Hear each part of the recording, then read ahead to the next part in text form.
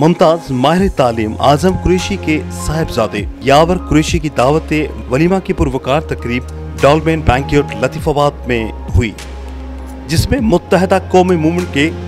in charge Aamir Khan, Wasim Akhtar, Mohammad Wasim, Mohammad शरीफ Khan, MNA Salahuddin, MNA Nadeem Siddiqui, Zafar Siddiqui, Nasir Hussain Khan, Rashid Khilji, साबिक वजीर आला सिंध अरबाब रहीम, मीर हैदर तालपुर, चौधरी मजहर उल हक, ऐवान तिजारत व सनत के सदर अदील सिद्दीकी,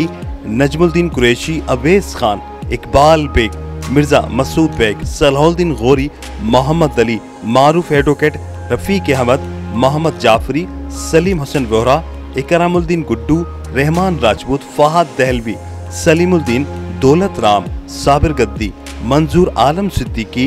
नदीम इश्तियाक, नईम इश्तियाक, साबिर कुरैशी, जोहेब अब्बासी, तजम्मुल हुसैन, राहत काजमी,